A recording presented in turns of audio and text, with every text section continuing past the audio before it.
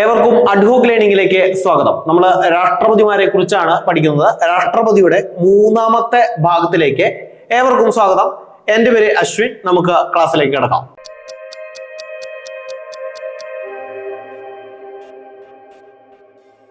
രാഷ്ട്രപതിയുടെ പല പവറുകളും പല അധികാരങ്ങളുമാണ് നമ്മൾ പഠിച്ചുകൊണ്ടിരിക്കുന്നത്. അതിലെ നിയമനിർമ്മാണവുമായി ബന്ധപ്പെട്ട ഏറ്റവും പ്രധാനപ്പെട്ട അധികാരം എന്ന് പറയുന്നത് ഓർഡിനൻസ് ആണ്. എന്താണ് ഓർഡിനൻസ്? എന്താണ് ഓർഡിനൻസ്? അനുച്ഛേദം 123 ഓർഡിനൻസിനെ കുറിച്ച് പറയുന്നത്. പ്രസിഡന്റിന് ഓർഡിനൻസ് ഇറക്കാം എന്ന് പറയുന്നത് അനുച്ഛേദം 123 അതേ സ്ഥാനത്ത് ഇതിനെ തിരിച്ചിട്ട് സിമ്പിളായിട്ട് പഠിക്കാം. 1-നും 2-നും അങ്ങോട്ടും തലതിരിച്ചിട്ടാൽ 213 എന്ന് പറയുന്നത് സംസ്ഥാന ഗവർണർമാരുടെ ഓർഡിനൻസ് പവറാണ്. ഓർഡിനൻസ് ആർക്കൊക്കെ ഇറക്കാം? പ്രസിഡന്റ്, രാഷ്ട്രപതിക്കും ഇറക്കാം. അതുപോലെ തന്നെ സംസ്ഥാനങ്ങളിൽ ഗവർണർമാർക്കും ഇറക്കാം. രാഷ്ട്രപതി ഓർഡിനൻസ് ഇറക്കുന്നത് 123 അനുച്ഛേദ പ്രകാരമാണെങ്കിൽ ഗവർണർമാർ ഓർഡിനൻസ് ഇറക്കുന്നത് 213 അനുച്ഛേദ പ്രകാരമാണ്. എന്താണ് ഓർഡിനൻസ്?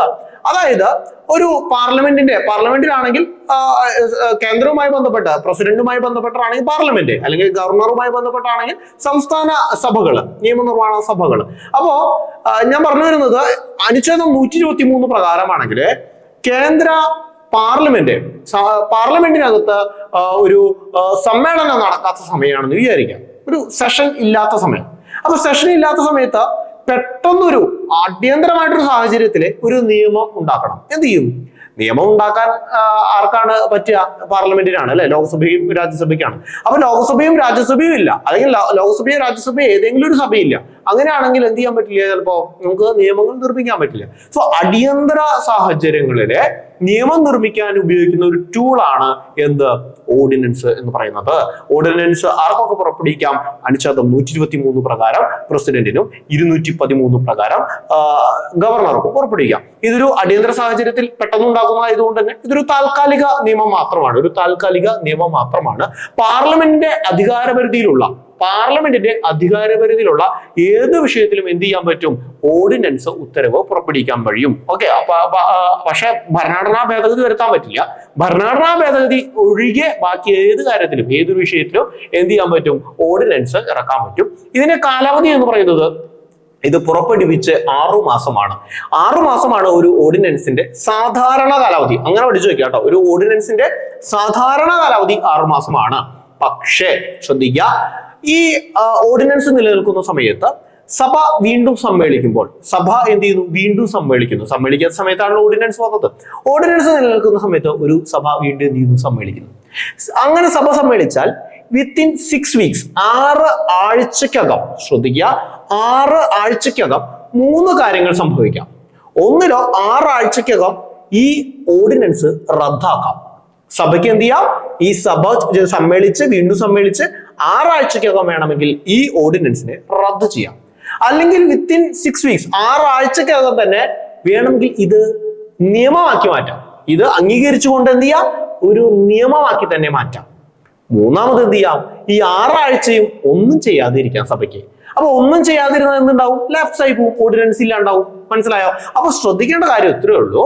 6 മാസ കാലയളവുള്ള ഒരു ഓർഡിനൻസ് പുറപ്പെടുവിപ്പിച്ച് പുതിയൊരു സമ്മേളനം ചേർന്ന് കഴിഞ്ഞു കഴിഞ്ഞാൽ ആദ്യ 6 ആഴ്ചക്കകം തന്നെ എന്ത് ചെയ്യണം? ഇതിനകത്ത് ഇത് തുടരണമെങ്കിൽ, അല്ലെങ്കിൽ ഇതൊരു നിയമമാക്കണമെങ്കിൽ ഇത് പാസ്സാക്കണം.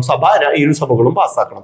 പാസ്സാക്കാത്തിടത്തോളം 6 ആഴ്ച കഴിഞ്ഞ് ഇത് ലാപ്സ് ആയി പോകും. റദ്ദ് ചെയ്യണമെങ്കിൽ 6 ആഴ്ചക്ക് മുമ്പ് എപ്പോ വേണമെങ്കിലും സഭ ചേർന്ന് ആദ്യ ദിവസം തന്നെ റദ്ദ് ചെയ്ത് കഴിഞ്ഞാൽ അന്നേ തന്നെ ക്യാൻസൽ ആയി പോകും. 6 ആഴ്ചയും മിണ്ടാതിരുന്നു കഴിഞ്ഞാലോ 6 ആഴ്ച കഴിയുമ്പോൾ ഇത് ക്യാൻസൽ ആയി പോകും. ക്ലിയർ ആണല്ലോ? അപ്പൊ 6 മാസം സാധാരണ കാലാവധി. പക്ഷെ അതിനുള്ളിൽ സഭ സമ്മേളിച്ച് 6 ആഴ്ചയും കൂടി സമയം കിട്ടുമെന്ന് മനസ്സിലാക്കും. പക്ഷെ ശരിക്കും കാലാവധി എത്രയാണെന്ന് വെച്ചാൽ 6 മാസവും 6 ആഴ്ചയും കിട്ടും. പക്ഷെ PSCയുടെ ഉത്തരസൂചികയിൽ എപ്പോഴും 6 മാസം എന്ന് മാത്രമേ കാണാറുള്ളൂ. ഓക്കെ. അപ്പൊ കാര്യം മനസ്സിലാക്കി പഠിച്ചു കഴിഞ്ഞാൽ അതിനകത്ത് ഓപ്ഷൻസിനനുസരിച്ച് നിങ്ങൾക്ക് എന്ത് ചെയ്യാം? ആൻസർ എഴുതാം. ഓക്കെ. സോ അപ്പോ ഈ ഒരു കാര്യം നമ്മൾ പറഞ്ഞു. കാലാവധിക്ക് മുമ്പ് വേണമെങ്കിൽ പ്രസിഡന്റിന് കാലാവധിക്ക് മുമ്പ് ഇപ്പൊ സഭ സമ്മേളിക്കാൻ നിൽക്കേണ്ട ആവശ്യമൊന്നുമില്ല. പ്രസിഡന്റ് പുറപ്പെടുവിപ്പിച്ച ഈ ഒരു ഓർഡിനൻസ് കാലാവധിക്ക് മുമ്പ് എപ്പോൾ വേണമെങ്കിലും സഭ സമ്മേളിക്കുന്നതിന് മുമ്പ് വേണമെങ്കിൽ എന്ത് ചെയ്യാം, ഇത് റദ്ദ് ചെയ്യാൻ പറ്റും കേട്ടോ. അപ്പോൾ കാലാവധിക്ക് മുമ്പ് റദ്ദ് ചെയ്യാൻ ആർക്കാണ് അധികാരം? പ്രസിഡന്റിനാണ്. ഇത് പുറപ്പെടുവിക്കുന്നത് ആരാണ്? പ്രസിഡന്റ് ആണ് കേട്ടോ. ഇത് ആരുടെ നിർദ്ദേശപ്രകാരമാണ് പുറപ്പെടുവിക്കുന്നത് എന്ന് ചോദിച്ചാൽ പ്രധാനമന്ത്രിയുടെ നിർദ്ദേശപ്രകാരമാണ് ഓർഡിനൻസ് പുറപ്പെടുവിക്കുന്നത് എന്ന് മനസ്സിലാക്കാം. ഭരണഘടനാ ഭേദഗതി വരുത്താൻ പറ്റില്ല, നമ്മൾ പഠിച്ചു. അതുപോലെ കാലാവധി കഴിഞ്ഞു കഴിഞ്ഞാൽ വീണ്ടും വേണമെങ്കിൽ എന്ത് ചെയ്യാം, പുറപ്പെടുവിപ്പിക്കാം. മനസ്സിലായോ? കാലാവധി കഴിഞ്ഞു കഴിഞ്ഞാൽ എന്ത് ചെയ്യാം, ഒരു ഓർഡിനൻസിന്റെ കാലാവധി കഴിഞ്ഞു കഴിഞ്ഞാൽ 6 മാസമായി സഭയൊന്നും സമ്മേളിച്ചിട്ടില്ല, അല്ലെങ്കിൽ അതിനകത്ത് തീരുമാനം എടുക്കുന്നതിന് മുമ്പ് വേണമെങ്കിൽ എന്ത് ചെയ്യാം, വീണ്ടും ഇത് ഓർഡിനൻസ് ആയി തന്നെ ഓർഡിനൻസ് ഓരോ ഓർഡിനൻസിനകത്ത് അത് നിയമമാക്കാതെ ഓർഡിനൻസ് എന്നുള്ള രീതിയിൽ തന്നെ വീണ്ടും എന്ത് ചെയ്യാം, കണ്ടിന്യൂ ചെയ്ത് പോയിക്കൊണ്ടിരിക്കാം എന്നാണ് പറയുന്നത്. ഓക്കെ, അപ്പോ 123 എന്ന് പറയുന്നത് ഓർഡിനൻസ് ആണ്, 213 എന്ന് പറയുന്നത് ഗവർണറുടെ ഓർഡിനൻസ് ആണ് എന്ന് മനസ്സിലാക്കി വെക്കുക. ഇനി പൊതുമാപ്പ് എന്ന് പറയുന്ന ഒരു അധികാരമാണ് അനുച്ഛേദം 72. നിങ്ങൾ അറിയുന്ന ഒരു കാര്യമായിരിക്കും. അനുച്ഛേദം 72ലാണ് പ്രസിഡന്റിന്റെ പൊതുമാപ്പിനെ കുറിച്ച് പറയുന്നത്. അതേ സ്ഥാനത്ത് ഗവർണറിന്റെ പൊതുമാപ്പിനെ കുറിച്ചാണ് അനുച്ഛേദം 161 പറയുന്നത്. പഠിച്ചു വയ്ക്കാം. അനുച്ഛേദം 161 എന്ത് പൊതുമാപ്പാണ്? ഗവർണർ കൊടുക്കുന്ന പൊതുമാപ്പാണ്. അനുച്ഛേദം 72 എന്താണ്? പ്രസിഡന്റ് കൊടുക്കുന്ന പൊതുമാപ്പാണ്. എന്താണ് പൊതുമാപ്പ്? പൊതുമാപ്പ് എന്ന് പറയുന്നത് പ്രസിഡന്റിന്റെ കാര്യത്തിലാണെങ്കിൽ സുപ്രീം കോടതി ഉൾപ്പെടെ, പട്ടാള കോടതി ഉൾപ്പെടെ ഇന്ത്യയിലെ ഏതൊരു കോടതിയും, ഏറ്റവും വലിയ കോടതിയാണ് സുപ്രീം കോടതി. അപ്പൊ സുപ്രീം കോടതി ഉൾപ്പെടെ എന്ന് പറയുമ്പോൾ എല്ലാ കോടതിയും പെട്ടും. ഓക്കെ, എല്ലാ കോടതികളിലും വരുന്ന ഏതൊരു തരം വിധിയും, ഈവൻ ഡെത്ത് പെനാൽറ്റി ആണെങ്കിൽ കൂടി അതുൾപ്പെടെ എന്ത് ചെയ്യാൻ പറ്റും? അത് ഒഴിവാക്കുകയോ അല്ലെങ്കിൽ എന്ത് ചെയ്യാം, ഇളവ് നൽകുകയോ നിർത്തിവെക്കുകയോ ഇളവ് നൽകുകയോ മാപ്പ് നൽകുകയോ ചെയ്യാം. താൽക്കാലികം ഡെത്ത് സെന്റൻസ് നടത്തണ്ട, അങ്ങനെ പറയാം. അല്ലെങ്കിൽ എന്ത് ചെയ്യാം, അതിൽ ഇളവ് നൽകി ഒരു ലൈഫ് ഇംപ്രിസൺമെന്റ് ആക്കി മാറ്റാം, അല്ലെങ്കിൽ മാപ്പ് നൽകി പൂർണ്ണമായിട്ടും ഒഴിവാക്കി അക്യൂറ്റ് ചെയ്ത് വിടാം. മനസ്സിലായോ? അപ്പോ ശ്രദ്ധിക്കുക, അനുച്ഛേദം 72 പ്രകാരം പ്രസിഡന്റിനുള്ള പവറാണ്. ഒരു കുറ്റം ചെയ്തതായിട്ട് കോടതി കണക്കാക്കപ്പെട്ട് കഴിഞ്ഞാൽ, ശിക്ഷ വിധിച്ചു കഴിഞ്ഞു കഴിഞ്ഞാൽ വേണമെങ്കിൽ എന്ത് ചെയ്യാം, പൊതുമാപ്പ് നൽകുകയോ ഇളവ് നൽകുകയോ നിർത്തിവെക്കുകയോ ചെയ്യാം, including death penalty. Life imprisonment ആയിക്കോട്ടെ, ഡെത്ത് പെനാൽറ്റി ആയിക്കോട്ടെ, ഏതൊരു ഉത്തരവാണെങ്കിലും ഏതൊരു ജഡ്ജ്മെന്റ് ആണെങ്കിലും എന്ത് ചെയ്യാം, അതിനെ ഇളവ് നൽകുകയോ നിർത്തിവെക്കുകയോ മാപ്പ് നൽകുകയോ ചെയ്യാൻ ആർക്ക് അധികാരമുണ്ട് എന്ന് പറയുന്നു? സുപ്രീം കോടതിക്ക് അധികാരമുണ്ട്, പ്രസിഡന്റിന്, രാഷ്ട്രപതിക്ക് അധികാരമുണ്ട് എന്ന് പറയുന്നു. ഓക്കെ, അതേപോലെ തന്നെ ഗവർണറുടെ അധികാരം എന്ന് പറയുമ്പോൾ ചെറിയൊരു വ്യത്യാസമുണ്ട്. സുപ്രീം കോടതിയുടെ അധികാരപരിധി വരുന്നില്ല. ഒരു സംസ്ഥാന ഗവൺമെന്റിന്റെ അണ്ടറിലുള്ള അല്ലെങ്കിൽ ഹൈക്കോടതി വരെ, ഹൈക്കോടതിയുടെ ഉത്തരവ് വരെയുള്ളതിനെ എന്ത് ചെയ്യാം, ഗവർണർക്ക് പൊതുമാപ്പ് ഇതുപോലെ തന്നെ നിർത്തിവെക്കുകയോ ഇളവ് നൽകുകയോ മാപ്പ് നൽകുകയോ ചെയ്യാം. ഏത് ശിക്ഷയും എന്ന് പറയാൻ പറ്റില്ല. അവിടെ വധശിക്ഷ എന്ന് പറയുന്നത് എന്ത് ചെയ്യാൻ പറ്റില്ല, മാപ്പ് നൽകാൻ പറ്റില്ല. മാപ്പ് നൽകാൻ പറ്റില്ല എന്നുള്ളൂ, ഇളവ് നൽകാം. വധശിക്ഷ പ്രഖ്യാപിച്ച ഒരു കുറ്റവാളിയെ എന്ത് ചെയ്യാം, വധശിക്ഷ ഒഴിവാക്കിയിട്ട് വേണമെങ്കിൽ ലൈഫ് ഇംപ്രിസൺമെന്റ് ഒക്കെ കൊടുക്കാം. അത് ഗവർണർക്ക് സാധിക്കും. പക്ഷെ അത് പൂർണ്ണമായിട്ട് എന്ത് ചെയ്യാൻ പറ്റില്ല. വധശിക്ഷ കൊടുത്തിട്ടുള്ള ഒരു പ്രതിയെ പൂർണ്ണമായി മാപ്പ് നൽകി ഒഴിവാക്കി വിടാൻ ഗവർണർക്ക് പറ്റില്ല, അത് പ്രസിഡന്റിനെ പറ്റുള്ളൂ. ഓക്കെ, അതുപോലെ തന്നെ ഈ പട്ടാള കോടതി, കുറച്ചു മുമ്പ് പറഞ്ഞ സുപ്രീം കോടതിയും പട്ടാള കോടതിയും ഉൾപ്പെടെയാണ് പ്രസിഡന്റിന്റെ പവർ എങ്കിൽ, പട്ടാള കോടതി തീരുമാനിക്കുന്ന ഉത്തരവിനെതിരെ നമ്മുടെ ഗവർണർക്ക് ഒന്നും ചെയ്യാൻ പറ്റില്ല. ഗവർണർക്ക് ഒരു സംസ്ഥാനത്തിനുള്ളിൽ നിൽക്കുന്ന കാര്യങ്ങളെ ചെയ്യാൻ പറ്റുള്ളൂ എന്ന് മനസ്സിലാക്കി വെക്കാം. അപ്പൊ അനുച്ഛേദം 161 ഗവർണറുടെ പൊതുമാപ്പ് നൽകൽ, 72 എന്ന് പറയുന്നത് പ്രസിഡന്റിന്റെ പൊതുമാപ്പ് നൽകൽ. ഇനി അടുത്തതായിട്ട് വീറ്റോ പവർ ആണ്. വീറ്റോ പവർ എന്ന് പറഞ്ഞു കഴിഞ്ഞാൽ എന്താ, നമ്മുടെ ഒരു പാർലമെന്റ് ഒരു തീരുമാനം, ഒരു ബില്ല് ഇറക്കുന്നു, അത് ഇരുസഭകളിലും പാസ്സാക്കുന്നു. അത് പാർലമെന്റിന്റെ ക്ലാസ്സിൽ ഇത്രയും ഡീറ്റെയിൽ ആയിട്ട് മനസ്സിലാവും. ഇരുസഭകളും പാസ്സാക്കിയതിനു ശേഷം പ്രസിഡന്റിന്റെ ഉത്തരവിന് വിടുന്നു. പ്രസിഡന്റിന് എന്ത് ചെയ്യാം, അപ്പോ അത് വേണമെങ്കിൽ അത് അസെന്റ് കൊടുക്കാം, വേണമെങ്കിൽ സൈൻ ചെയ്ത് ഓക്കെ യെസ് പാസ്ഡ്, അല്ലെങ്കിൽ എന്ത് ചെയ്യാം, തിരിച്ചയക്കാം സഭയിലേക്ക്, വീണ്ടും കുറച്ച് സജഷൻസ് ഒക്കെ ആയിട്ട് തിരിച്ചയക്കാം. അല്ലെങ്കിൽ നമുക്ക് എന്ത് ചെയ്യാം, അത് പോക്കറ്റിൽ വെച്ചുകൊണ്ടിരിക്കാം, അത് ഒരു തീരുമാനം എടുക്കാതെ തിരിച്ചയക്കുന്നുമില്ല, പാസ്സാക്കുന്നുമില്ല, അങ്ങനെയുള്ള രീതിയിൽ കയ്യിൽ വെച്ചുകൊണ്ടിരിക്കാം. ഇതൊക്കെയാണ് വീറ്റോ എന്ന് പറയുന്ന സംഭവം.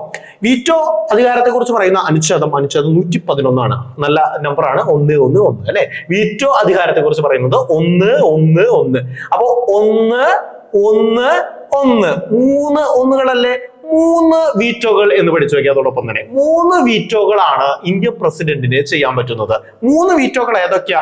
ഒന്ന് absolute veto, 2 suspensive veto, 3 pocket veto. 3 തരം വീറ്റോകളാണ് ഇന്ത്യൻ രാഷ്ട്രപതിക്ക് പറ്റുന്നത്. 1 1 1 3 ഒന്നുകൾ അല്ലെ, 3 ഒന്നുകൾ 111 അനുച്ഛേദമാണ്. 3 തരം വീറ്റോകളാണ് ഉള്ളത്. ഒന്ന് അബ്സല്യൂട്ട് വീറ്റോ, 2 സസ്പെൻസീവ് വീറ്റോ, 3 എന്ന് പറയുന്നത് പോക്കറ്റ് വീറ്റോ ആണ്. അപ്പോൾ ഇന്ത്യൻ രാഷ്ട്രപതിക്ക് ഇല്ലാത്ത വീറ്റോ ഏതാണെന്ന് പണ്ട് PSC ചോദിച്ചിട്ടുണ്ട്. ഏതാണ്? Qualified veto. ക്വാളിഫൈഡ് വീറ്റോ എന്ന് പറയുന്ന ഒരു വീറ്റോ ഉണ്ട്. ആ അധികാരം ആർക്കില്ല? ഇന്ത്യൻ രാഷ്ട്രപതിക്ക് ഇല്ല. അപ്പോൾ ഓരോ വീറ്റോയും എന്താണ് നമുക്ക് പഠിക്കാം. അബ്സല്യൂട്ട് വീറ്റോ എന്ന് പറഞ്ഞു കഴിഞ്ഞാല് ഒരു ബില്ല് വന്നു കഴിഞ്ഞാൽ ആ ബില്ലിനെ പൂർണ്ണമായും എന്ത് ചെയ്യുന്നു? അതിനെ നിരാകരിക്കുന്നു. മനസ്സിലായോ? അതായത് നിരസിക്കുന്നു. ആ ബില്ല് എന്ത് ചെയ്യുന്നില്ല? പാസ്സാക്കുന്നില്ല. പാസ്സാക്കാതെ എന്ത് ചെയ്യുന്നു? മടക്കുന്നതിനെയാണ് നമ്മുടെ എന്ത് പറയുന്നത്?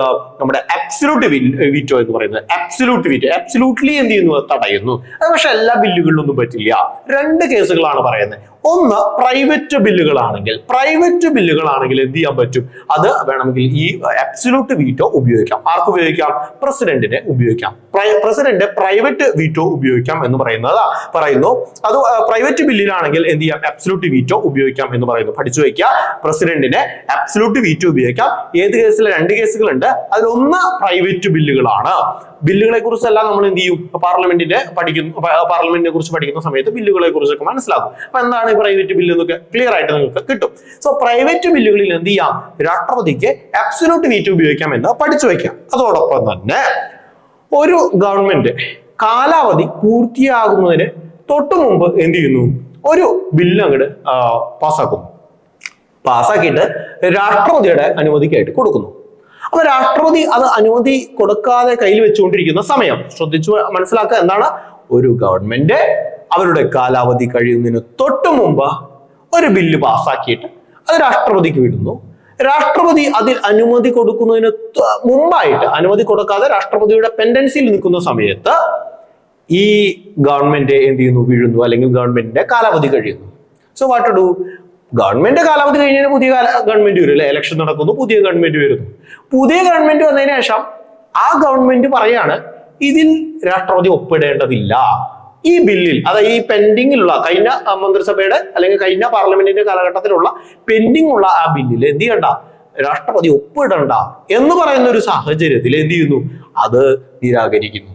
അപ്പോ അതും എന്താണ്? അബ്സല്യൂട്ട് വീറ്റോയാണ് അല്ലെ. അപ്പൊ 2 സന്ദർഭങ്ങളാണ് അബ്സല്യൂട്ട് വീറ്റോ ഉപയോഗിക്കുന്നത്. ഒന്ന് പ്രൈവറ്റ് ബില്ലുകളിലെ, പിന്നെ കാലാവധി പൂർത്തിയാക്കുന്നതിന് തൊട്ടു മുമ്പ് ഗവൺമെന്റ് പാസ്സാക്കുകയും എന്നാൽ പ്രസിഡന്റ് ഒപ്പുവെക്കുന്നതിന് മുമ്പായിട്ട് അടുത്ത ഗവൺമെന്റ് അത് തടയുകയും ചെയ്തു കഴിഞ്ഞു കഴിഞ്ഞാൽ രാഷ്ട്രപതി ഒപ്പുവെക്കില്ല. സോ അപ്പോൾ ഉപയോഗിക്കുന്ന വീറ്റോയും എന്താണ്? അബ്സല്യൂട്ട് വീറ്റോയാണ്. ഇത് ഉണ്ടായൊരു കാലഘട്ടം എന്ന് പറയുന്നത് 1991 നമ്മുടെ ചരിത്രത്തിലെ ഫാക്റ്റിൽ എന്താണ്? 1991 ചന്ദ്രശേഖർ നമ്മുടെ പ്രധാനമന്ത്രിയായിട്ടിരിക്കുന്ന സമയത്ത് എന്ത് ചെയ്യുന്നു? അന്ന് MP-മാരുടെ, നമ്മുടെ പാർലമെന്റ് അംഗങ്ങളുടെ ശമ്പളം വർദ്ധിപ്പിക്കാൻ തീരുമാനിക്കുന്നു. പാർലമെന്റ് അംഗങ്ങളുടെ ശമ്പളം വർദ്ധിപ്പിക്കാൻ തീരുമാനിച്ചിട്ടുള്ള ഒരു ബില്ല് പാസ്സാക്കി അത് രാഷ്ട്രപതിക്ക് അയച്ചു. അന്നത്തെ രാഷ്ട്രപതി ആർ വെങ്കിട്ടരാമന്റെ കയ്യിൽ ഈ ബില്ലിരിക്കുന്ന സമയത്ത് എന്ത് ചെയ്യുന്നു? ആ ഗവൺമെന്റ് വീഴുന്നു. ദെൻ അടുത്ത ഗവൺമെന്റ് PV നരസിംഹറാവുവിന്റെ ഗവൺമെന്റ് വരുന്നു. PV നരസിംഹറാവു ഗവൺമെന്റ് വന്നതിന് ശേഷം എന്ത് ചെയ്യുന്നു? ആ ബില്ല് അത് പാസ്സാക്കണ്ട എന്ന് ആർ വെങ്കിട്ടരാമനോട് പറയുന്നു. അങ്ങനെ ആർ വെങ്കിട്ടരാമൻ എന്ത് ചെയ്യുന്നു? ആ ബില്ല് പാസ്സാക്കാതിരിക്കുന്നു. സോ അബ്സല്യൂട്ട് വീറ്റോ ഉപയോഗിച്ച ഒരു സന്ദർഭമാണ് 1991 ആർ വെങ്കിട്ടരാമൻ ഇന്ത്യൻ രാഷ്ട്രപതിയായിരിക്കുന്ന സമയത്ത് ഉണ്ടായ ഈ ഒരു കാര്യം. ക്ലിയർ ആണല്ലോ? അപ്പൊ അബ്സല്യൂട്ട് വീറ്റോ കിട്ടിയല്ലോ. അടുത്തത് സസ്പെൻസീവ് വീറ്റോ ആണ്. സസ്പെൻസീവ് വീറ്റോ എന്ന് പറഞ്ഞു കഴിഞ്ഞാല് ഇത്രേ ഉള്ളൂ. പാർലമെന്റിന്റെ പരിഗണനയ്ക്ക് തിരിച്ചയക്കാം. അതായത് നമുക്കൊരു ബില്ല് പാസ്സാക്കി വന്നു, പാർലമെന്റിന്റെ പരിഗണനയ്ക്ക് വീണ്ടും എന്ത് ചെയ്യുന്നു? അത് പരിഗണിക്കണം, ഇത് ഇങ്ങനെയല്ല, അല്ലെങ്കിൽ അതൊന്നുകൂടി പാസ്സാക്കി കൊണ്ടുവരണം എന്ന് പറഞ്ഞുകൊണ്ട് തിരിച്ചയക്കുന്നതിനെയാണ് എന്തെന്ന് പറയുന്നത്? സസ്പെൻസീവ് വീറ്റോ എന്ന് പറയുന്നത്. അപ്പോഴും നമ്മൾ എന്ത് ചെയ്തില്ല? ഒപ്പുവെച്ചിട്ടില്ല, സൈൻ ചെയ്തില്ല, അസെന്റ് കൊടുത്തില്ല, അത് തിരിച്ചയക്കുന്നതിനെയാണ് എന്ത് വിളിക്കുന്നത്? സസ്പെൻസീവ് വീറ്റോ എന്ന് പറയുന്നത്. സോ അതിലെ ഒരു എക്സാമ്പിൾ എന്ന് പറയുന്നത് ഓഫീസ് ഓഫ് പ്രോഫിറ്റ് ബിൽ 2006 ആണ്. 2006 ഓഫീസ് ഓഫ് പ്രോഫിറ്റ് ബിൽ എന്ന് പറയുന്ന ഒരു ബില്ല് കൊണ്ടുവന്നു. അതായത് പാർലമെന്റിലെ അംഗങ്ങളെ അയോഗ്യരാക്കുന്നതിന് വേണ്ടി ഓഫീസ് ഓഫ് പ്രോഫിറ്റ്, അതായത് മറ്റൊരു പദവി സ്വീകരിക്കുന്നത് ഒരു അയോഗ്യതയ്ക്ക് കാരണമാക്കരുത് എന്ന് പറഞ്ഞുകൊണ്ടുള്ള ഒരു ബില്ലായിരുന്നു 2006 ഓഫീസ് ഓഫ് പ്രോഫിറ്റ് ബിൽ. അതായത് പാർലമെന്റിലെ അംഗങ്ങൾക്ക് മറ്റൊരു പദവി സ്വീകരിക്കുന്നത് അയോഗ്യതയുടെ ഒരു കണ്ടീഷൻ ആക്കരുത് എന്ന് പറഞ്ഞുകൊണ്ടുള്ള ഒരു ബില്ലായിരുന്നു 2006 ഓഫീസ് ഓഫ് പ്രോഫിറ്റ് ബില്ല്. പക്ഷെ ഇതെന്ത് ചെയ്യുന്നു? ഡോക്ടർ APJ അബ്ദുൽ കലാം, അന്നത്തെ രാഷ്ട്രപതിയായിരുന്ന ഡോക്ടർ APJ അബ്ദുൽ കലാം ഇത് തിരിച്ചയച്ചു. സസ്പെൻഡീവ് വീറ്റോ ഉപയോഗിക്കുന്നു. മനസ്സിലാവുന്നുണ്ടോ? അങ്ങനെ ആ വീറ്റോ പ്രകാരം അത് തിരിച്ചയച്ചു. പക്ഷെ തിരിച്ചയച്ചു കഴിഞ്ഞാൽ അത് വീണ്ടും പാസ്സാക്കി തിരിച്ചു വന്നു കഴിഞ്ഞാൽ രാഷ്ട്രപതി നിർബന്ധമായിട്ടും ഒപ്പ് ഇടണം. ഓക്കെ, അപ്പൊ അങ്ങനെ പക്ഷെ ഈ ആക്ടിൽ എന്ത് ചെയ്യുന്നു? ഇത് വീണ്ടും പാർലമെന്റ് പാസ്സാക്കി തിരിച്ചു വന്നു. ഡോക്ടർ APJ അബ്ദുൽ കലാം അത് നിർബന്ധപൂർവ്വം ഒപ്പിടേണ്ടി വന്നു. ക്ലിയർ അല്ല? അപ്പൊ 2 തരം വീറ്റോ കഴിഞ്ഞു. അബ്സല്യൂട്ട് വീറ്റോയും സബ്സ്റ്റൻറ്റീവ് വീറ്റോയും കഴിഞ്ഞു. അടുത്തായിട്ട് പോക്കറ്റ് വീറ്റോയാണ്. പോക്കറ്റ് വീറ്റോ എന്ന് പറഞ്ഞത്രേ ഉള്ളൂ, ഒരു തീരുമാനം എടുക്കാതെ, ഒപ്പും വെക്കുന്നില്ല, തിരിച്ചയക്കുന്നുമില്ല, ഒരു തീരുമാനം എടുക്കാതെ എന്ത് ചെയ്യുന്നു? കയ്യിൽ വെച്ചുകൊണ്ടിരിക്കുന്നു. അങ്ങനെ കയ്യിൽ വെച്ചുകൊണ്ടിരിക്കുന്ന എത്ര കാലം വേണമെങ്കിലും കയ്യിൽ വെച്ചുകൊണ്ടിരിക്കാം. അതിനൊരു കാലാവധിയൊന്നും നമ്മുടെ ഭരണഘടനയിൽ പറയുന്നില്ല. അങ്ങനെ കയ്യിൽ വെച്ചുകൊണ്ടിരിക്കുന്ന വീറ്റോയാണ് പോക്കറ്റ് വീറ്റോ എന്ന് പറയുന്നത്. പോക്കറ്റ് വീറ്റോ എന്ന് പറയുന്നത് ഇത് ഉപയോഗിച്ച് നിങ്ങൾക്ക് അറിയാമായിരിക്കാം 1986 കാലഘട്ടത്തിൽ 1986 കാലഘട്ടത്തിൽ നമ്മുടെ രാജീവ് ഗാന്ധി പ്രധാനമന്ത്രി ആയിരിക്കുന്ന സമയത്ത് ഇന്ത്യൻ പോസ്റ്റ് ഓഫീസ് അമെൻമെന്റ് ബില്ല് എന്ന് പറയുന്ന ഒരു ബില്ല് പാസ്സാക്കി. പാർലമെന്റ് എന്ത് ചെയ്യുന്നു? ഇന്ത്യൻ പോസ്റ്റ് ഓഫീസ് അമെൻമെന്റ് ബില്ല് പാസ്സാക്കുന്നു 1986. അന്നത്തെ രാഷ്ട്രപതിയായിരുന്ന ഗ്യാനി സെയിൽ സിംഗിന് ഇത് കൊടുക്കുന്നു. അന്നത്തെ രാഷ്ട്രപതി ഗ്യാനി സെയിൽ സിംഗ് ഇതിനകത്ത് ഒരു തീരുമാനമെടുക്കാതെ കയ്യിൽ വെച്ചുകൊണ്ടേയിരിക്കുന്നു. സോ അന്നാണ് പോക്കറ്റ് വീറ്റോ ആദ്യമായിട്ട് അല്ലെങ്കിൽ അവസാനമായിട്ടും ഒരൊറ്റ പ്രാവശ്യമേ ഉപയോഗിച്ചിട്ടുള്ളൂ. അത് 1986 ഇന്ത്യൻ പോസ്റ്റ് ഓഫീസ് അമെൻമെന്റ് ബില്ലിനകത്താണ്. പഠിച്ചു വയ്ക്കുക. ഉപയോഗിച്ച ആരാണ്? ഗ്യാനി സെയിൽ സിംഗ് ആണ്. R വെങ്കിട്ടരാമനാണ് നമ്മുടെ അബ്സല്യൂട്ട് വീറ്റോ ഉപയോഗിച്ചത്. സസ്പെൻഡീവ് വീറ്റോ ഉപയോഗിച്ചത് നമ്മുടെ ആരായിരുന്നു? ഡോക്ടർ APJ അബ്ദുൽ കലാം ആണ്. അതുപോലെ ഇന്ത്യൻ പോസ്റ്റ് ഓഫീസ് അമെൻമെന്റ് ബില്ല് ഉപയോഗിച്ചത് ആരാണ്? അത് തടഞ്ഞുകൊണ്ട് പോക്കറ്റ് വീറ്റോ ഉപയോഗിച്ചത് ആരായിരുന്നു എന്ന് ചോദിച്ചു കഴിഞ്ഞാൽ ആരാണ്? നമ്മുടെ ഗ്യാനി സെയിൽ സിംഗ് ആണ്. പഠിച്ചു വയ്ക്കും. ഓക്കെ, ഇനി ഇതുപോലെ ഈ വീറ്റോ പവർ ഉപയോഗിക്കാൻ പറ്റില്ലാത്ത 2 സന്ദർഭങ്ങൾ പഠിച്ചു വയ്ക്കാൻ ചോദിക്കാൻ സാധ്യതയുണ്ട്. ഭരണഘടനാ ഭേദഗതി ബില്ല്. ഭരണഘടനാ ഭേദഗതി ബില്ലില് പാർലമെന്റ് പാസ്സാക്കി വന്നു കഴിഞ്ഞാൽ പ്രസിഡന്റ് ഉറപ്പായിട്ടും എന്ത് ചെയ്യണം? ഒപ്പുവെച്ചിരിക്കണം എന്നാണ് 24ാം ഭരണഘടനാ ഭേദഗതി പ്രകാരം 1971 പാർലമെന്റ് പാസ്സാക്കിയത്. 1971 24ാം ഭരണഘടനാ ഭേദഗതി പ്രകാരം എന്ത് ചെയ്യുന്നു? ഭരണഘടനാ ഭേദഗതി ബില്ലാണെങ്കിൽ പ്രസിഡന്റ് നിർബന്ധമായിട്ടും അതിൽ ഒപ്പുവെച്ചിരിക്കണം. അത് എന്ത് ചെയ്യാൻ പറ്റില്ല? വീറ്റോ ചെയ്യാൻ പറ്റില്ല.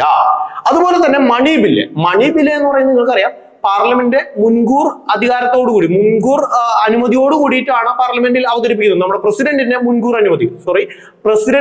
മുൻകൂർ അനുമതിയോട് കൂടിയിട്ടാണ് പാർലമെന്റിൽ എന്താ അവതരിപ്പിക്കുന്നത്? മണി ബില്ല് അവതരിപ്പിക്കുന്നത്. സോ മണി ബില്ല് പാർലമെന്റ് പാസ്സാക്കി കഴിഞ്ഞാൽ അത് എന്ത് ചെയ്യാൻ പറ്റില്ല? ആർക്ക് തടയാൻ പറ്റില്ല? പ്രസിഡന്റിന് തടയാൻ പറ്റില്ല, വീറ്റോ ചെയ്യാൻ പറ്റില്ല. മനസ്സിലായോ? വീറ്റോ എന്ന് പറയുന്നത് തടയുക എന്നേ അർത്ഥമുള്ളൂ കേട്ടോ. സോ തടയാൻ പറ്റില്ല എന്ന് പറയുന്നു. അപ്പൊ മണി ബില്ലും ഭരണഘടനാ ഭേദഗതി ബില്ലും എന്ത് ചെയ്യാൻ പറ്റില്ല? വീറ്റോ പവർ ഉപയോഗിച്ചുകൊണ്ട് പ്രസിഡന്റിനെ തടയാൻ പറ്റില്ല. പഠിച്ചു വെക്കുക. അതുപോലെ മറ്റൊരു കാര്യം എന്ന് പറയുന്നത് സംസ്ഥാന ബില്ലുകൾ തടയാൻ പറ്റുമോ? അതായത് ഒരു സംസ്ഥാന നിയമനിർമ്മാണ സഭ ഒരു നിയമം പാസ്സാക്കി കഴിഞ്ഞാൽ സാധാരണഗതിയിൽ അനുച്ഛേദം 200 പ്രകാരം പഠിച്ചു വെക്കുക. അനുച്ഛേദം 200 പ്രകാരം എന്ത് ചെയ്യും? ഗവർണറുടെ അനുമതിക്കായിട്ട് വിടും. ഗവർണർക്ക് അവിടെ ഒരു 3-4 കാര്യങ്ങൾ ചെയ്യാം. ഗവർണർക്ക് വേണമെങ്കിൽ എന്ത് ചെയ്യാം? ഇത് പാസ്സാക്കാം, അല്ലെങ്കിൽ എന്ത് ചെയ്യാം? അത് തിരിച്ച് സഭയിലേക്ക് അയക്കാം, അല്ലെങ്കിൽ എന്ത് ചെയ്യാം? പാസ്സാക്കാതെ കയ്യിൽ വെച്ചുകൊണ്ടിരിക്കാം. ഈ പറഞ്ഞ പോക്കറ്റ് വീറ്റോ പോലെയുള്ള നമുക്ക് വെച്ചുകൊണ്ടിരിക്കാം. അതുമല്ലെങ്കിൽ രാഷ്ട്രപതിയുടെ അനുമതിക്കായിട്ട് രാഷ്ട്രപതിക്ക് അയക്കാം. അത് വളരെ ഇമ്പോർട്ടന്റ് ആയിട്ടുള്ള പോയിന്റ്. 4ാമത്തെ ഒരു പോയിന്റ് ആണ്. അത് അനുച്ഛേദം 200 പറയുന്ന 4ാമത്തെ പോയിന്റ് ആണ്. ഒരു ബില്ല് സംസ്ഥാന നിയമനിർമ്മാണ സഭ പാസ്സാക്കി വന്നു കഴിഞ്ഞാൽ ഗവർണർക്ക് വേണമെങ്കിൽ എന്ത് ചെയ്യാം? രാഷ്ട്രപതിയുടെ അനുമതിക്കായിട്ട് അയക്കാം. അങ്ങനെ രാഷ്ട്രപതിയുടെ അനുമതിക്കായിട്ട് അയച്ചു കഴിഞ്ഞാൽ 201 പ്രകാരം, അനുച്ഛേദം 201 പ്രകാരം കുറച്ചു മുമ്പ് പറഞ്ഞതുപോലെ രാഷ്ട്രപതിക്ക് സാധാരണ പാർലമെന്റിലെ ബില്ലുകൾ വരുന്നത് പോലെ വേണമെങ്കിൽ പാസ്സാക്കാം, വേണമെങ്കിൽ എന്ത് ചെയ്യാം, തിരിച്ചയക്കാം, അല്ലെ? വേണമെങ്കിൽ എന്ത് ചെയ്യാം, അത് കയ്യിൽ വെച്ചുകൊണ്ടിരിക്കാം. അപ്പൊ പോക്കറ്റ് വീറ്റോ പോലെയുള്ള വീറ്റോകൾ, ഈ പറഞ്ഞ വീറ്റോകളെല്ലാം എവിടെയും ഉപയോഗിക്കാം. അനുച്ഛേദം 201 പ്രകാരം സംസ്ഥാന നിയമനിർമ്മാണ സഭകളിലെ ബില്ലുകളിലും രാഷ്ട്രപതിക്ക് ഉപയോഗിക്കാൻ പറ്റും. നേരിട്ട് ഉപയോഗിക്കാൻ പറ്റിയില്ലെങ്കിലും 200 പ്രകാരം, അനുച്ഛേദം 200 പ്രകാരം ഗവർണർ രാഷ്ട്രപതിയുടെ അനുമതിക്കായിട്ട് അയച്ചിട്ടുണ്ടെങ്കിൽ 201 പ്രകാരം വേണമെങ്കിൽ വീറ്റോ ഉപയോഗിക്കാം. ഇവിടെ ഒരു പ്രത്യേകത എന്താ വെച്ചിട്ടുണ്ടെങ്കിൽ, രാഷ്ട്രപതി ഇത് തിരിച്ചയച്ചു എന്ന് വിചാരിക്കാം. രാഷ്ട്രപതി ഗവർണറുടെ അനുമതിക്ക്, ഗവർണറുടെ ഒരു അംഗീകാരത്തിനായിട്ട് വീണ്ടും തിരിച്ചയച്ചു കഴിഞ്ഞാല് അവിടെ നിന്നും വീണ്ടും തിരിച്ച്, അതായത് പാർലമെന്റ് വീണ്ടും നിയമനിർമ്മാണ സഭയിൽ അവതരിപ്പിച്ച് നിയമനിർമ്മാണ സഭ പാസ്സാക്കി ഗവർണർക്ക് വന്ന് ഗവർണർ വീണ്ടും രാഷ്ട്രപതിയുടെ അനുമതിക്കായിട്ട് അയച്ചു കഴിഞ്ഞാൽ പിന്നെയും രാഷ്ട്രപതിക്ക് എന്ത് ചെയ്യാം, കയ്യിൽ വെച്ചുകൊണ്ടിരിക്കാം. മനസ്സിലായോ? അതായത് തിരിച്ചു വിട്ടതിന് ശേഷം, മറ്റേ കേസിലാണെങ്കിൽ നമ്മുടെ രാഷ്ട്രപതിയുടെ നേരിട്ടുള്ള പാർലമെന്റിലെ കേസ് ആണെങ്കിൽ പാർലമെന്റിലേക്ക് തിരിച്ചയച്ച് പാർലമെന്റ് പാസ്സാക്കി തിരിച്ചു വന്നു കഴിഞ്ഞാൽ നിർബന്ധമായിട്ട് ഒപ്പുവെക്കണം, അല്ലെ? പക്ഷെ സംസ്ഥാനങ്ങളുടെ കേസിൽ അങ്ങനെയല്ല. തിരിച്ചു കൊണ്ടുപോയി നിയമനിർമ്മാണ സഭ പാസ്സാക്കി വീണ്ടും റിട്ടേൺ വന്നു കഴിഞ്ഞാലോ രാഷ്ട്രപതിക്ക് അത് കയ്യിൽ വെച്ചുകൊണ്ടിരിക്കാം. അതിനൊരു ഡേറ്റ് പറയുന്നില്ല, എത്ര കാലം വേണമെങ്കിലും കണ്ടിന്യൂ ചെയ്തുകൊണ്ടിരിക്കാം. ക്ലിയർ അല്ലേ? ഓക്കെ അല്ലേ? അപ്പൊ ഇത്രയാണ് വീറ്റോ പവറുമായി ബന്ധപ്പെട്ട കാര്യങ്ങൾ കേട്ടോ. ലോകസഭയിലെ ഭൂരിപക്ഷം ഇല്ല എന്ന് വിചാരിക്കാം, ഒരു പാർട്ടിക്ക് ലോകസഭയിലെ ഭൂരിപക്ഷം ഇല്ല എന്ന് വിചാരിക്കാം. അപ്പൊ എന്ത് ചെയ്യാം, മന്ത്രിസഭയെ പിരിച്ചുവിടാം. മന്ത്രിസഭയെ പിരിച്ചുവിടാം. ആർക്ക് പിരിച്ചുവിടാം? പ്രസിഡന്റിനെ. രാഷ്ട്രപതിയുടെ അധികാരമാണ്. ലോകസഭയിൽ ഒരു പാർട്ടിക്കും ഭൂരിപക്ഷം ഇല്ലെങ്കിൽ മന്ത്രിസഭയെ പിരിച്ചുവിടാം. അതുപോലെ തന്നെ മന്ത്രിസഭയിൽ എന്തില്ല, ഒരു ഭൂരിപക്ഷം ഇല്ല എങ്കിൽ മന്ത്രിസഭ എന്ത് ചെയ്യുന്നു, അത് ഡിസോൾവ്ഡ് ആവുകയാണെങ്കിൽ, മന്ത്രിസഭ വീഴുകയാണെങ്കിൽ എന്ത് ചെയ്യാം, ലോകസഭ പിരിച്ചുവിടാം. ആർക്ക് പിരിച്ചുവിടാം? രാഷ്ട്രപതിക്ക് പിരിച്ചുവിടാം. തിരിച്ചും മറിച്ചും ലോകസഭയിൽ ഒരു എന്തില്ല, ഭൂരിപക്ഷം ഇല്ലെങ്കിൽ മന്ത്രിസഭയെ പിരിച്ചുവിടാം. മന്ത്രിസഭ ഡിസോൾവ്ഡ് ആവുകയാണെങ്കിൽ ലോകസഭയെ പിരിച്ചുവിടാം. ഈ പിരിച്ചുവിടുന്ന ആളാരാ? അത് രാഷ്ട്രപതിയാണ്. മനസ്സിലാക്കിയ പ്രസിഡന്റ് ആണ്. ഇനി നമ്മൾ പഠിക്കുന്നത് ശരിക്കും പറഞ്ഞാൽ ഉപരാഷ്ട്രപതിമാരെ കുറിച്ചാണ്. ഉപരാഷ്ട്രപതിമാരെ എന്ന് പറയുന്നത് അനുച്ഛേദം 63 മുതൽ 71 വരെയാണ് ഉള്ളത്. 63 മുതൽ 71 വരെ, അനുച്ഛേദം 63 മുതൽ 71 വരെയാണ് ഉപരാഷ്ട്രപതിമാരെ കുറിച്ച് പറയുന്നത്. ഈ ഒരു ആശയം ഇന്ത്യയിലേക്ക് കൊണ്ടുവന്ന് നിങ്ങൾക്കറിയാം, അമേരിക്കയിൽ നിന്നുമാണ്, അമേരിക്കൻ ഭരണഘടനയിൽ നിന്നുമാണ് ഉപരാഷ്ട്രപതി എന്ന് പറയുന്ന ആശയം വരുന്നത്. അനുച്ഛേദം 63 എന്ന് പറയുന്നത് ഇന്ത്യക്ക് ഒരു ഉപരാഷ്ട്രപതി ഉണ്ട് എന്നുള്ളത് തന്നെയാണ്. അനുച്ഛേദം 63 ഇത്രയേ ഉള്ളൂ. ഇന്ത്യക്ക് ഒരു ഉപരാഷ്ട്രപതി എന്ന് പറയുന്ന പദവി ഉണ്ട്. ഓക്കെ. 64 പറയുന്നു, ഈ ഉപരാഷ്ട്രപതിയാണ് രാജ്യസഭയുടെ ചെയർമാൻ. പഠിച്ചു നോക്കിയ, രാജ്യസഭയുടെ ചെയർമാൻ എന്ന് പറയുന്ന ആരാണ്? ഉപരാഷ്ട്രപതിയാണ് എന്ന് പറയുന്ന അനുച്ഛേദമാണ് 64. 64 പറയുന്നു രാജ്യസഭയുടെ ചെയർമാൻ ആരാണ്? ഉപരാഷ്ട്രപതിയാണ്. 65 പറയുന്നു രാഷ്ട്രപതി ഇല്ലാത്ത സമയത്ത്, രാഷ്ട്രപതിയുടെ പോസ്റ്റ് വേക്കന്റ് ആയി കിടക്കുമ്പോൾ ആരായിരിക്കണം രാഷ്ട്രപതിയുടെ കാര്യങ്ങളെല്ലാം നിർവഹിക്കേണ്ടത്? അത് ഉപരാഷ്ട്രപതി ആയിരിക്കണം. അതിനെ ആക്ടിംഗ് പ്രസിഡന്റ് എന്ന് പറയും. ആക്ടിംഗ് പ്രസിഡന്റ് എന്ന് പറയുന്ന പദവി അനുച്ഛേദം 65 ആണ് പറയുന്നത്. പ്രസിഡന്റ് ഇല്ലാത്ത സമയത്ത്, പ്രസിഡന്റിന്റെ പോസ്റ്റ് വേക്കന്റ് ആയി കിടക്കുന്ന സമയത്ത് വൈസ് പ്രസിഡന്റ് എന്ത് ചെയ്യണം? പ്രസിഡന്റിന്റെ തീരുമാനങ്ങളും അല്ലെങ്കിൽ ഉത്തരവുകളും കാര്യങ്ങളും എല്ലാം അദ്ദേഹം എന്തെല്ലാം ചെയ്യണോ ആ ചെയ്യേണ്ടതെല്ലാം ആര് ചെയ്യണം? വൈസ് പ്രസിഡന്റ് ചെയ്യണം എന്ന് പറയുന്ന അനുച്ഛേദമാണ് 65. അതിനെ ആക്ടിംഗ് പ്രസിഡന്റ് എന്നാണ് വിളിക്കുന്നത്. ഇന്ത്യയിൽ ഇതുവരെ 3 പേരാണ് ആക്ടിംഗ് പ്രസിഡന്റ് ആയിട്ടുള്ളത്. ഒന്ന് VV ഗിരിയാണ്. 1969 കാലഘട്ടത്തിലാണ് VV ഗിരി എന്ത് ചെയ്യുന്നത്? ഇന്ത്യയുടെ ആക്ടിംഗ് പ്രസിഡന്റ് ആയി മാറുന്നത്. അതിനുശേഷം VV ഗിരി എന്ത് ചെയ്യുന്നു? 1969 കാലഘട്ടത്തിൽ തന്നെ അദ്ദേഹം പ്രസിഡൻഷ്യൽ ഇലക്ഷന് മത്സരിക്കാൻ പോകുന്നു. അപ്പൊ വീണ്ടും എന്ത് ചെയ്യുന്നു? ആ സീറ്റ് വേക്കന്റ് ആവുന്നു. അപ്പൊ നോക്കൂ, പ്രസിഡന്റ് മരിച്ചിരുന്നു. അന്ന് ഇന്ത്യൻ പ്രസിഡന്റ് മരിച്ച സമയത്താണ് VV ഗിരി എന്ത് ചെയ്യുന്നത്? അന്ന് വൈസ് പ്രസിഡന്റ് ആയിരുന്ന VV ഗിരി പ്രസിഡന്റ് ആവുന്നത്. അപ്പോൾ വൈസ് പ്രസിഡന്റ് ആവാൻ വേണ്ടി തെരഞ്ഞെടുപ്പിലേക്ക് പോകുന്നു. അപ്പൊ ആക്ടിംഗ് പ്രസിഡന്റ് ആയിരിക്കുന്ന സമയത്ത് പ്രസിഡൻഷ്യൽ ഇലക്ഷനെ നേരിടാൻ വേണ്ടി ആ വൈസ് പ്രസിഡന്റ് സ്ഥാനം രാജിവെച്ചു. അപ്പൊ പ്രസിഡന്റ് മരിച്ചുപോയി, വൈസ് പ്രസിഡന്റ് രാജിവെച്ചു. പ്രസിഡന്റും ഇല്ല, വൈസ് പ്രസിഡന്റും ഇല്ല. അപ്പൊ വാട്ട് ടു ഡു? അപ്പൊ നമുക്ക് എന്ത് ചെയ്യാം? സുപ്രീം കോടതിയുടെ ചീഫ് ജസ്റ്റിസ് എന്തായി മാറും? ഇന്ത്യയുടെ രാഷ്ട്രപതിയായി മാറും. അങ്ങനെ രാഷ്ട്രപതിയായ ഒരൊറ്റ സന്ദർഭമേ ഇന്ത്യയിൽ ഉണ്ടായിട്ടുള്ളൂ. അത് അന്ന് കാലത്ത് ആരാണ്? നമ്മുടെ മുഹമ്മദ് ഹിദായത്തുള്ള. 1969 VV ഗിരി വൈസ് പ്രസിഡന്റ് സ്ഥാനം രാജിവെച്ച സമയത്ത്, പ്രസിഡന്റ് തെരഞ്ഞെടുപ്പിലേക്ക് അഭിമുഖീകരിക്കുന്നതിന് വേണ്ടി വൈസ് പ്രസിഡന്റ് സ്ഥാനം രാജിവെച്ച സമയത്ത് മുഹമ്മദ് ഹിദായത്തുള്ള എന്ത് ചെയ്യുന്നു? ഇന്ത്യയുടെ രാഷ്ട്രപതിയാവുന്നു. അന്നത്തെ സുപ്രീം കോടതി ചീഫ് ജസ്റ്റിസ്. അപ്പൊ ഈ മുഹമ്മദ് ഹിദായത്തുള്ളയാണ് ഏറ്റവും കുറച്ച് കാലം, 1 മാസക്കാലത്തോളം മാത്രമേ രാഷ്ട്രപതിയായുള്ളൂ. അപ്പൊ ഏറ്റവും കുറവ് കാലം ഇന്ത്യയുടെ ആക്ടിംഗ് പ്രസിഡന്റ് ആയ വ്യക്തിയാണ് ആര്, അല്ലെങ്കിൽ പ്രസിഡന്റ് പദവിയിൽ ഇരുന്ന വ്യക്തിയാണ് ആര്, മുഹമ്മദ് ഹിദായത്തുള്ള. ഏറ്റവും കുറവ് കാലം ഇന്ത്യയുടെ ആക്ടിംഗ് പ്രസിഡന്റ് പദവിയിൽ ഇരുന്ന വ്യക്തിയാണ് മുഹമ്മദ് ഹിദായത്തുള്ള. പിന്നീട് 1979 കാലഘട്ടത്തിൽ നമുക്കറിയാം, 1977 കാലഘട്ടത്തിൽ നമ്മുടെ ഫക്രുദ്ദീൻ അലി അഹമ്മദ് അന്തരിച്ച സമയത്ത് ബി ഡി ജെട്ടി എന്ത് ചെയ്യുന്നു, ഇന്ത്യയുടെ പ്രസിഡന്റായി, ആക്ടിംഗ് പ്രസിഡന്റായി. അന്നത്തെ വൈസ് പ്രസിഡന്റ് ആയിരുന്ന ബി ഡി ജെട്ടി ഇന്ത്യയുടെ ആക്ടിംഗ് പ്രസിഡന്റായി ഫക്രുദ്ദീൻ അലി അഹമ്മദ് മരിച്ചതുമായി ബന്ധപ്പെട്ട്. അപ്പോ 3 പേരാണ് നമ്മുടെ ആക്ടിംഗ് പ്രസിഡന്റ് ആയത്, V Giri, Muhammad Hidayatullah, B D Jatti. ഇതിൽ ഏറ്റവും കുറവ് കാലം ആക്ടിംഗ് പ്രസിഡന്റ് ആയത് നമ്മുടെ മുഹമ്മദ് ഹിദായത്തുള്ളയും ഏറ്റവും കൂടുതൽ കാലം ആക്ടിംഗ് പ്രസിഡന്റ് ആയത് ബി ഡി ജെട്ടിയും ആയിരുന്നു. പഠിച്ചു വെക്കാം. അപ്പോ ഉപരാഷ്ട്രപതിയെ കുറിച്ചാണ് പറയുന്നത്. അപ്പോൾ ഈ ഉപരാഷ്ട്രപതിയിൽ 63 അനുച്ഛേദം 63 പഠിച്ചു, 64 പഠിച്ചു, 65 പഠിച്ചു. 66-ൽ തെരഞ്ഞെടുപ്പിനെ കുറിച്ച് പറയുന്നു. തെരഞ്ഞെടുപ്പ്, രാഷ്ട്രപതിയുടെ തെരഞ്ഞെടുപ്പ് പഠിച്ചതുകൊണ്ട് ചെറിയ വ്യത്യാസങ്ങളേ ഉള്ളൂ. എല്ലാ എം പിമാർക്കും വോട്ട് ചെയ്യാം. ഇലക്ടറൽ കോളേജ് 66-ൽ അനുച്ഛേദം 66 തന്നെയാണ് ഇലക്ടറൽ കോളേജിനെ കുറിച്ച് പറയുന്നത്. എന്താണ് ഇലക്ടറൽ കോളേജ് എന്നൊക്കെ ഞാൻ പഠിപ്പിച്ചു തന്നു അല്ലെ. അപ്പൊ എങ്ങനെയാണ് തെരഞ്ഞെടുപ്പിന്റെ രീതി എന്ന് ഞാൻ പറഞ്ഞു. രാഷ്ട്രപതി തെരഞ്ഞെടുപ്പിന്റെ അതേ രീതി അല്ലെ, proportional representation by means of single transferable vote. അതെങ്ങനെയാണെന്നെല്ലാം കഴിഞ്ഞ ക്ലാസ്സിൽ നമ്മൾ പഠിച്ചതാണ്.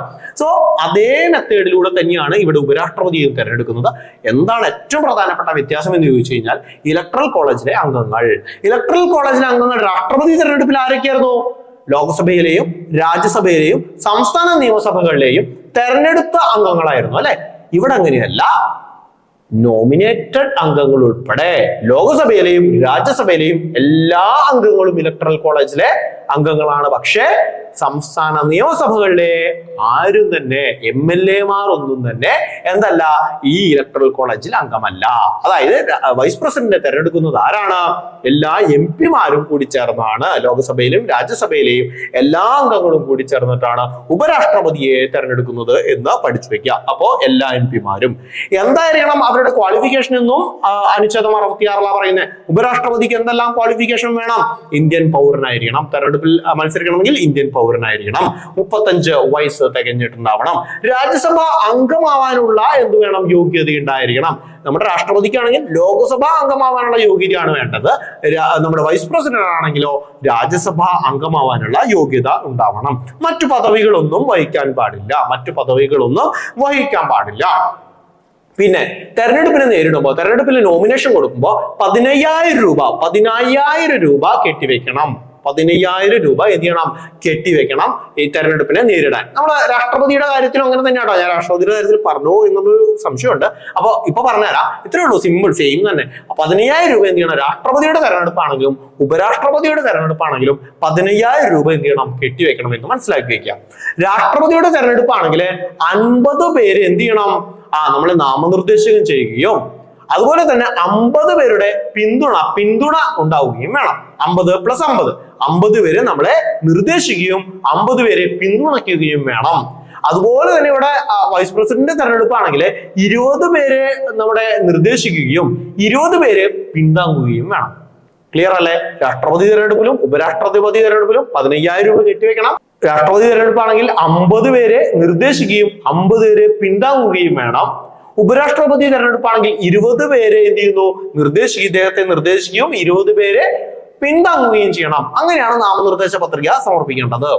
ഇതിൽ 1/6 വോട്ടെങ്കിലും, ആകെ വോട്ടിന്റെ 1/6, 6-ൽ 1 ഭാഗം വോട്ടെങ്കിലും കിട്ടിയില്ലെങ്കിൽ ഈ കെട്ടിവെച്ച 15000 രൂപ നഷ്ടപ്പെടും.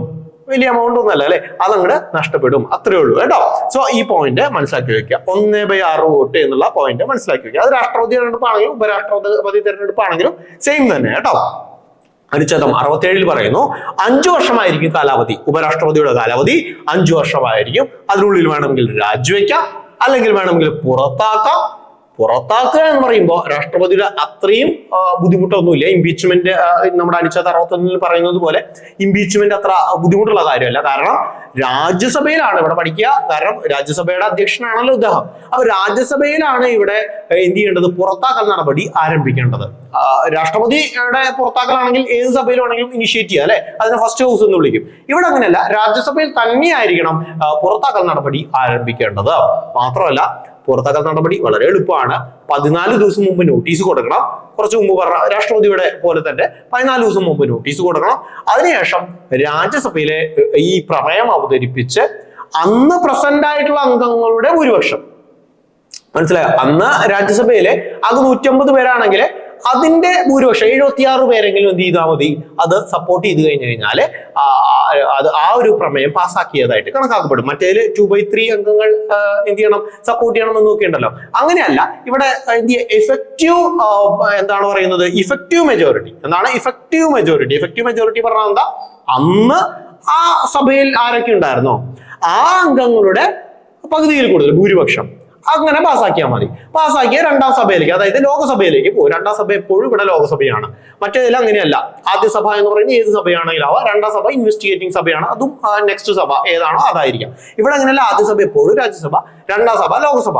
ലോകസഭയിലാണ് ഇൻവെസ്റ്റിഗേഷൻ നടക്കുന്നത്. വലിയ കാര്യമായിട്ടുള്ള ഇൻവെസ്റ്റിഗേഷൻ ഒന്നുമില്ല. ഈ പറഞ്ഞതുപോലെ രാഷ്ട്രപതിയുടേത് പോലെ തന്നെ അവരുടെ ഭാഗം കേൾക്കുക, അല്ലെ, ഓഡിയോ ആൾട്ടർ പാർട്ടം എന്ന് പറയുന്ന ഭാഗം കേൾക്കുക. ലോകസഭ എന്നിട്ട് എന്ത് ചെയ്യാൻ പറ്റും, അവിടെ ഒരു പ്രമേയം പാസ്സാക്കാം.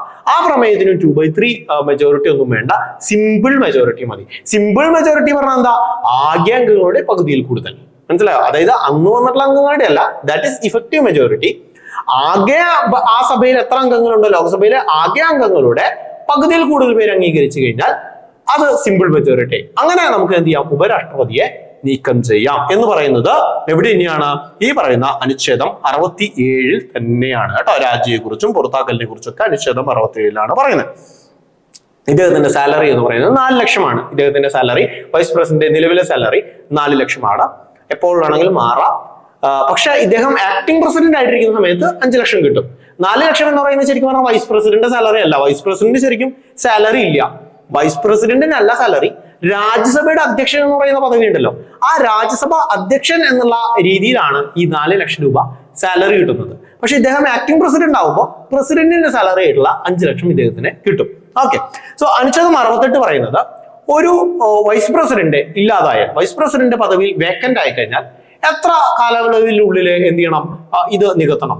നമ്മുടെ രാഷ്ട്രപതിയുടെ കാര്യത്തിലാണെങ്കിൽ നമ്മൾ പഠിച്ചു 6 മാസത്തിനകം എന്ത് ചെയ്യണം, ഇത് നികത്തണം, അല്ലെ, ഈ വേക്കന്റ് ആയിട്ടുള്ള പോസ്റ്റ് 6 മാസത്തിനകം നികത്തണം. ഇവിടെ അങ്ങനെ ഒരു കാലാവധി പറയണില്ല, എത്രയും പെട്ടെന്ന് എന്ന് മാത്രമേ പറയുന്നുള്ളൂ. അനുച്ഛേദം 68 അത് പറയുന്നത്. ഒരു വൈസ് പ്രസിഡന്റിന്റെ കാലാവധി കഴിഞ്ഞു കഴിഞ്ഞാൽ എത്രയും പെട്ടെന്ന് ആ പോസ്റ്റ് നികത്തണം എന്ന് അനുച്ഛേദം 68 പറയുന്നു.